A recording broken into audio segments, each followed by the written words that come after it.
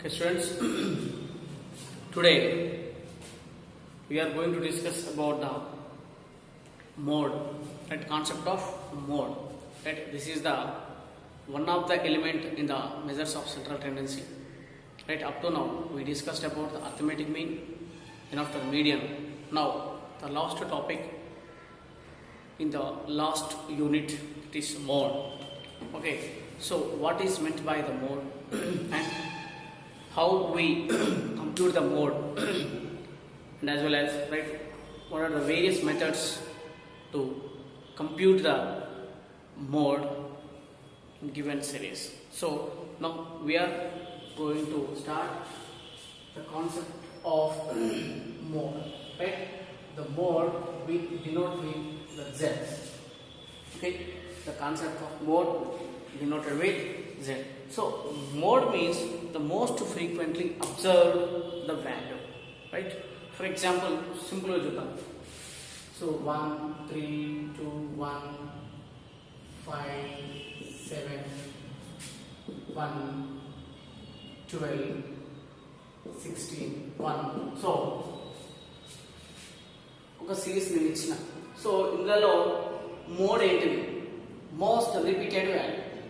So repeated value 3 1. So 1 ఇక్కడ వచ్చింది, 1 ఇక్కడ వచ్చింది, 1 ఇక్కడ వచ్చింది, 1 ఇక్కడ వచ్చింది. Wow.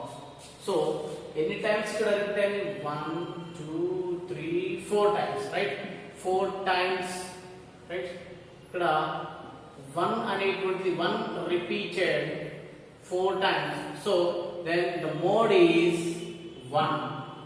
Okay, the most frequently అంటే మోస్ట్ ఫ్రీక్వెన్సీ వాల్యూ ఉన్నటువంటి ఒక ఐటమ్ మనం మోడ్ గా చెప్తాం, రైట్? ఎవ్రీ టైం ఇక్కడ ఎక్కువ సార్లు రిపీట్ అయినటువంటి వాల్యూని మనం మోడ్ గా మనం చెప్తుంటాం. సో దీనికి సంబంధించినటువంటి డెఫినేషన్ ఒక సంబంధం చూద్దాం. ఓకేనా?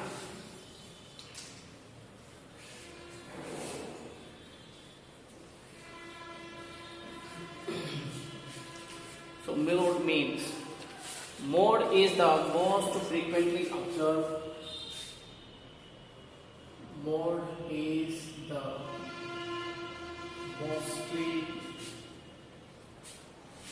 most frequently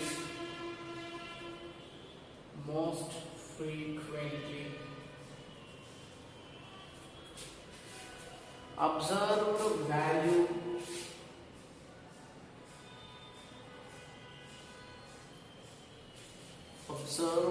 value in the data or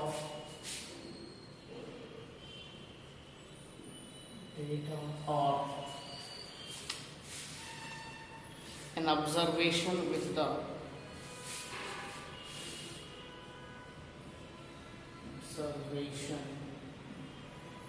with the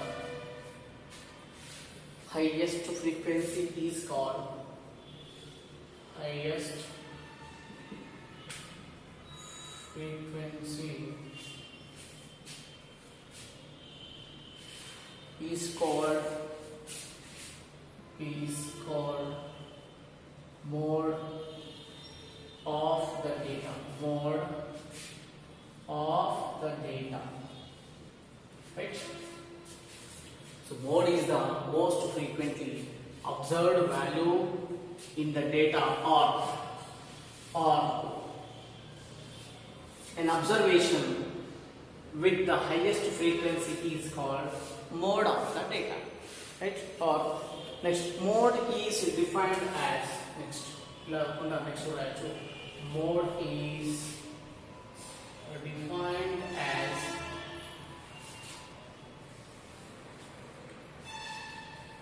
that value in a series which occurs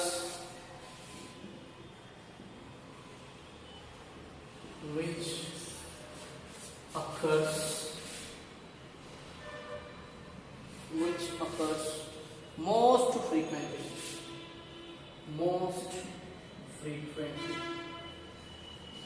right? So mode is defined as that the value in a series which occurs most frequently. So ఇది మనం మోడ్గా చెప్తాం. ఇంకో రకం కూడా చెప్తాం. Mode is a point of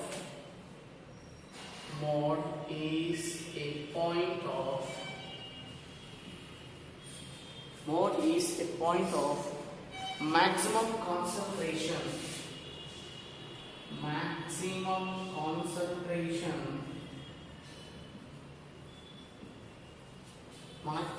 concentration on a scale of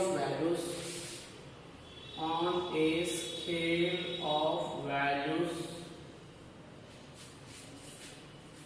that is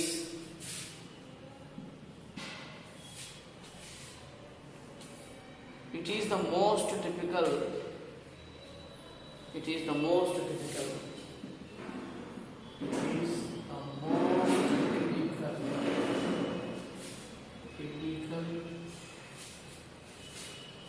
or most fashionable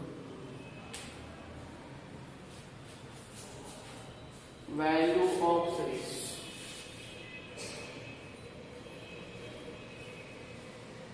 Right? So in another way we can define mode is a point of maximum concentration on a scale of values, that is it is the most typical or the most fashionable value of the series. So this is about the definition of the mode. Okay, so then after we will discuss about the computation of the mode, right? మనకి individual series లో అదే విధంగా మనకి discrete series లో continuous series లో mode అనేది ఏ విధంగా compute చేస్తున్నది చూద్దాం. ఒక్కసారి దీన్ని నోట్ చేసుకోండి వీడియో పాజ్ చేసి.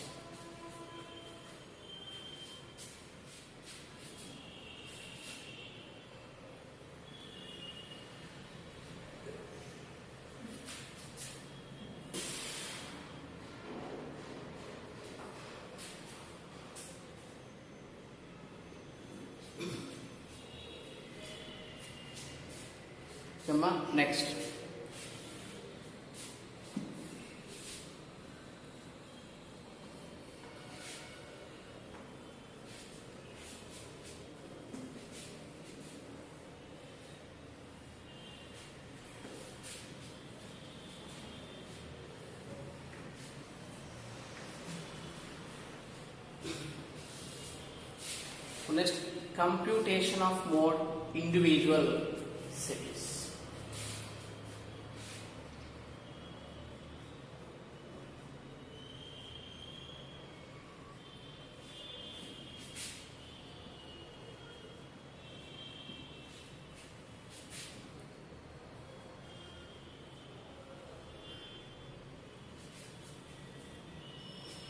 Computation of mode individual series.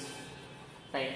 So mode is located by observation method in individual series. So just observation method లోనే మనం దీన్ని కనుక్కోవచ్చు. అంటే ఒక సిరీస్ ఇస్తారు, సిరీస్ లో మనం అబ్జర్వ్ చేయడం ద్వారా we can compute the mode in individual series.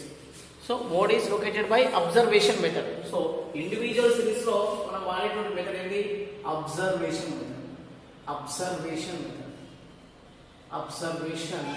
method, right? Observation method will be followed to compute the mode in individual series. So ఈ మోడ్ ని మనం కంప్యూట్ చేయాలంటే ఇండివిజువల్ సిరీస్ లో మనం వాడేటువంటి మెథడ్ ఏంది?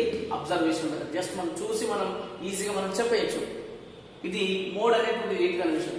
సో మనకి ఇందులో ఎగ్జాంపుల్ కి సంబంధించిన కొన్ని మనం ఇందులో చూద్దాం. ఓకే, జస్ట్ అబ్జర్వేషన్ మెథడ్ అనేది ఇందులో మనం ఫాలో అవుతుంది. అయితే వాడు ఇచ్చినటువంటి example, find the mode from the following data. So ఇచ్చినటువంటి క్వశ్చన్ ఏమొచ్చిందంటే find the mode from the following data, from the following data అన్నాడు. Find the mode from the following data అని ఇచ్చాడు. సో ఇందులో వాడు ఇచ్చినటువంటి ఏంది? రైట్, వేజెస్ ఇచ్చింది. ఏమి ఇచ్చిందంట? వేజెస్ ఇచ్చింది. రైట్, వేజెస్ ఇచ్చింది. అందులో first 380, 430, 380, 430, 480, 480, 480, 480, 480, 480, right? Next to 480, 570, 480, 570,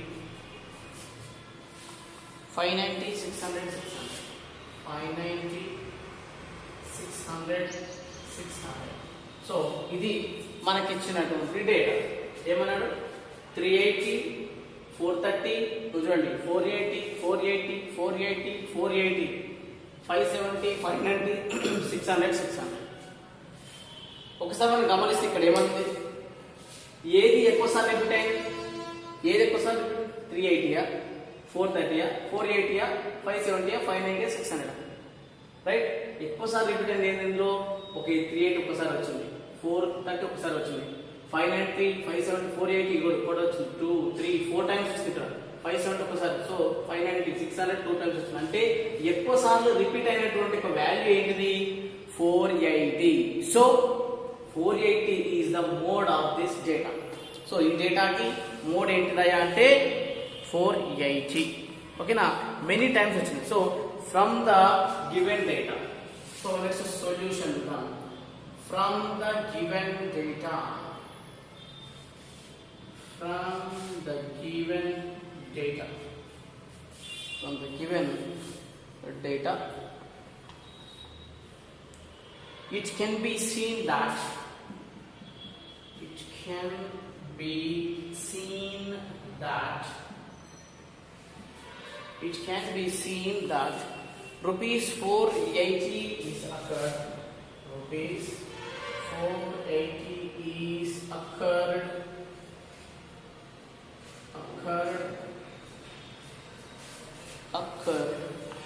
many times in this series, many times in this series, many times in the series.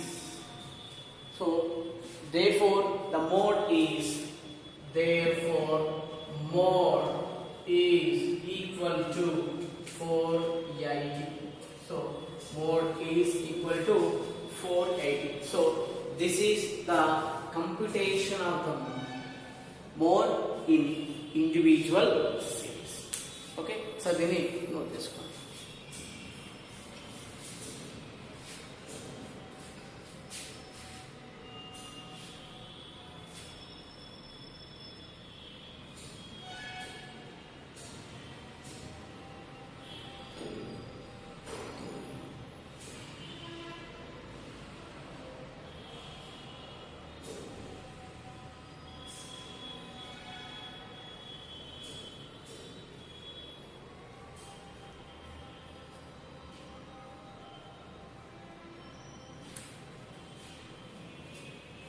Okay, so ఇట్లా కొన్ని మళ్ళీ ఎగ్జాంపుల్స్ లెక్కలు మళ్ళీ కొన్ని మనం చేద్దాం. సో ఇందులో ఏంటంటే ఓన్లీ మోడ్ అనేటువంటిది ఇచ్చినటువంటి సిరీస్లో ఒక్క మోడే కాదు, 2 మోడ్స్ కూడా ఉండవచ్చు. దాన్ని బై మోడల్ అని అంటాం. ఓకేనా, ఒకవేళ 2 కంటే ఎక్కువగా ఉన్నాయి అనుకోండి, దాన్ని మల్టీ మోడల్ అని కూడా అనవచ్చు. ఓకే, సరే చూడండి, అంటే ఇందులో మనకి వేరియస్ టైప్స్ ఆఫ్ థింగ్స్ మనం ఇందులో చూడవచ్చు. సో ఈ ఇండివిజువల్ సిరీస్లోనే కాకుండా డిస్క్రీట్ సిరీస్లో కూడా కావచ్చు. ముఖ్యంగా మనకి డిస్క్రీట్ సిరీస్ మనకు తీసుకుంటే అంటే అన్ని టైంలలో మోడ్ అనేటువంటి ఒక వాల్యూని మనం కంప్యూట్ చేయడం అనేది ఈజీ కాదండి. ఓకేనా, అంటే అన్ని సందర్భాల్లో మనం ఈజీగా మనం దాన్ని క్యాలిక్యులేషన్ మనం చేయలేకపోవచ్చు. సో అన్నిసార్లు మనం ఈజీగా మనం ఎంత ఇప్పుడు ఎలాగ చేసినటువంటి సింపుల్గా మనము మోడ్ని మనం క్యాలిక్యులేట్ మనం చేయలేకపోవచ్చు. కొన్ని సందర్భాల్లో it may be difficult. So ఇచ్చినటువంటి ఒక సిరీస్లో మనకి 1 కాదు 2 కూడా ఉండవచ్చు, 2 కాదు అంతకన్నా ఎక్కువ కూడా ఉండవచ్చు. సో ఒకటే ఉంటుంది యూని మోడల్ అని అంటాం. ఒకే ఒక మోడ్ ఉంటే చూడండి, మోడ్ అనేటువంటి ఒకవేళ మోడ్ అనేటువంటిది ఒకటే ఉంటే దాన్ని ఏమంటాం యూని మోడల్ అని అంటాం. ఓకే, యూని మోడల్ అని అంటాం. ఓకే, యూని మోడల్. ఓకే, ఒకవేళ 2 ఉంటే మనం ఏమంటాం బై మోడల్. బై మోడల్ ఒకవేళ రెండు ఉంటే బై మోడల్. ఒకవేళ మోర్ దాన్ టూ అప్పుడు ఏమంటాం మల్టీ మోడల్. రైట్, దాని అంటే మల్టీ మోడల్. సో ఇచ్చినటువంటి ఒక సిరీస్ లో మనకి ఓకేనా, ఇది మనకి కంప్లీట్ మనకి డిస్క్రీట్ సిరీస్ లో చెప్పుకుంటాం ఈ యొక్క అంశాలు. ఓకేనా, సో మోడ్ అనేటువంటిది మనకి యూని మోడల్ వచ్చినప్పుడు యూని మోడల్ అంటే ఒకే ఒక్క మోడ్ అనేటువంటిది ఒక సిరీస్ లో ఉంటే దాన్ని యూని మోడల్ అంటాం. రెండు మోడ్ ఉంటే అవి బై మోడల్ అంటాం. మోడ్ అంటే ఉంటే మల్టీ మోడల్ అంటాం. ఒకసారి మనం దానికి సంబంధించినటువంటి ఎగ్జాంపుల్ ఒకసారి చూద్దాం. ఓకే, సో ఇందులో చూడండి, సింపుల్ గా ఇచ్చినటువంటి సిరీస్ లో ఎగ్జాంపుల్ సిరీస్ తీసుకున్నాం. 1 2 3 5 6 7 5 2 5. సో ఇక్కడ 8. సో ఇక్కడ 5 చూడండి, 1 2 3 5. సో ఇక్కడ 5. సో మళ్ళీ 5, ఇక్కడ 5. అంటే 5 అనేటువంటి ఐటమ్ ఎన్నిసార్లు వచ్చింది? 3 టైమ్స్ వచ్చింది. మిగతా ఏమైనా మళ్ళీ రిపీట్ అయినా కాలేదు. సో ఇది ఈ టైప్ ఆఫ్ మనం మోడల్ ఏమంటామంటే యూని మోడల్. అంటే ఏమున్నాయి? ఒకటే ఉంది. ఒకవేళ 1 2 3 4 1 2 3 ఫర్ ఎగ్జాంపుల్ 1 2 తర్వాత 5 6 ఓకేనా 7 8 1 2 ఉంది. సో 1 ఎన్నిసార్లు వచ్చింది? 1 2 3. మరి 2 1 2 3. సో రెండు ఉన్నాయి మోడ్స్. సో దీన్ని ఏమంటామంటే 1 అనేటువంటిది 3 టైమ్స్, 2 అనేది 3 టైమ్స్. సో దీన్ని ఏమంటాం? By model. అంటే మనకి ఎన్ని ఉన్నాయి? 2 మోడ్స్ ఉన్నాయి. 2 మోడ్స్ ఉంటే దీన్ని ఏమంటామంటే బై మోడల్ అని అంటాం. బై మోడల్ మోడ్ అని అంటాం. రైట్, సో మనకి 2 మోడ్స్ అనేటువంటివి ఉన్నాయి. సో దీన్ని మనం బై మోడల్ మోడ్ గా చెప్తాం. ఒకవేళ ఇచ్చినటువంటి సిరీస్ లో 1 2 3 4 5 1 2 3 4 6 1 2 3 4 7 8 1 3 2. చూడండి ఎన్ని? 1 1 2 3 4. సో 1 ఎన్నిసార్లు? 4 సార్లు.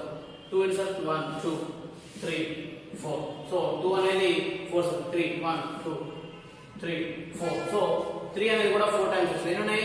3 ఉన్నాయి మోడ్స్. అంటే దీన్ని ఏమంటాం? Multi modal. So multi modal mode గా మనం చెప్తూ ఉంటాం. సో ఇవన్నీ కూడా మనకి మోడ్ లో భాగంగా మనం చెప్పుకుంటాం. సో ఇదంతా కూడా మనం డిస్క్రీట్ సిరీస్ లో మనం చెప్పుకుందాం. సో దీనికి డిస్క్రీట్ సిరీస్ చేసేటప్పుడు మనం ఒక గ్రూపింగ్ టేబుల్ అంటే ఒకటి తీసుకోవాలి. గ్రూపింగ్ టేబుల్ మనం పే చేసుకొని దాని యొక్క స్టెప్స్ మనం దానికి ఎనాలిసిస్ చేసేసి మనం ఒక చిన్న రైట్ మార్క్ ఇవ్వడం ద్వారా ఈజీగా మనం ఒక మోడ్ ని ఫైండ్ అవుట్ చేయొచ్చు. తర్వాత కంటిన్యూస్ సిరీస్ లో ఫార్ములా ఉంటుంది. అకార్డింగ్ టు ద ఫార్ములా మనం చేయడానికి అవకాశం అనేది ఉంటుంది. సో ఇది దీనికి సంబంధించినటువంటి ఒక కాన్సెప్ట్. జస్ట్ దీని యొక్క ఇంట్రడక్షన్ అనేది మోడ్ గురించి చెప్తున్నాం. రేపటి క్లాస్ లో మాత్రం డిస్క్రీట్ సిరీస్ లో అసలు కంప్లీట్ గా మోడ్ అనేటువంటిది ఎట్లా కంప్లీట్ చేద్దాం అనేటువంటి కాన్సెప్ట్ పూర్తిగా మనం కూడా కాన్సెప్ట్ చేసే ప్రయత్నం చేద్దాం. ఓకేనా, సో ఇది దీనికి సంబంధించి. నెక్స్ట్ ఒక ఇంపార్టెంట్ నోటీస్ మీకు చెప్పాలి. అదేంటంటే తప్పనిసరిగా ఆల్మోస్ట్ మనకి ఇంకొక రేపు ఎల్లుండి 2 రోజుల టాపిక్ ఏదైతే ఉంటుందో ఆ 2 టాపిక్లు ఇంకా మనం 2 టాపిక్లు చెప్పేసుకుంటే సిలబస్ అనేది కంప్లీట్ అయిపోతుంది. మరి సిలబస్ మొత్తం కంప్లీట్ అయిపోయిన తర్వాత మళ్ళీ మనకి నెక్స్ట్ ఉన్నటువంటి ఏంటంటే ప్రతిరోజు మీకు వాట్సాప్ గ్రూప్లో మీకు ఒక వీడియో అనేటువంటి మీకు పోస్ట్ చేయడం జరుగుతుంది. ప్రతి ఒక్కరు దాన్ని మళ్ళీ చూడాలి, కంప్లీట్ చేయాలి. అదేవిధంగా మీకు నేను కంప్లీట్గా వర్క్స్ అనేది ఇస్తుంటాను. మీరు డైరెక్ట్ ఇంటికాడ వర్క్ చేయొచ్చు. ఆల్మోస్ట్ మనకి February 1st నుంచి మనకి కాలేజెస్ రీఓపెన్ అని చెప్పేసి కొంచెం ఇంటిమేషన్ అనేది మనకి క్లియర్ ఉంది. మనం ఫస్ట్ మనం 18వ తారీఖు అని అనుకున్నాం, ఈ January 18th అని అనుకున్నాం. కానీ February 1st ఎందుకంటే కొంచెం చలి తీవ్రత తగ్గిన తర్వాత వాళ్ళు ఇక కాలేజెస్ స్కూల్స్ స్టార్ట్ చేయాలన్న ఆలోచన అనేది వచ్చింది. సో దాన్ని బేస్ చేసుకుని మనం February 1 నుంచి మాత్రం తప్పకుండా మన కాలేజీలు అయితే ఓపెన్ అవుతాయి. సో ప్రతి ఒక్క స్టూడెంట్ మాత్రం మీ బాధ్యతగా ప్రతి ఒక్కరి నుంచి నేర్చుకోవడం అనేది మాత్రం స్టార్ట్ చేయండి. దయచేసి మీకు దానికి సంబంధించిన ఇంపార్టెంట్ లిస్ట్ ఆఫ్ క్వశ్చన్స్ పైన ఇంపార్టెంట్ లిస్ట్ ఆఫ్ క్వశ్చన్స్ ఏవైతే వాటన్నిటి పైన కంప్లీట్ ఒక వీడియో మీకు ముందు చేస్తా. వీడియో చేసి మీకు ఈ యూనికార్డ్తో పాటు మీకు వాట్సాప్ గ్రూప్లో కూడా మీకు నేను పెట్టడం జరుగుతుంది. దయచేసి ప్రతి ఒక్క స్టూడెంట్ మీరు మాత్రం మీ బాధ్యత మీరు మాత్రం అన్ని నిర్వర్తించండి. కేవలం 2 classes to go to complete our syllabus. So only syllabus అయిపోతుందని చెప్పేసి మనం ఆనందపడాల్సిన అవసరం లేదు. మనం కంప్లీట్గా నేర్చుకున్నప్పుడు మనకు ఆనందం. ఓకేనా? సో మరొక క్లాస్ మీ ముందు ఉంటాం. Okay, thank you so much.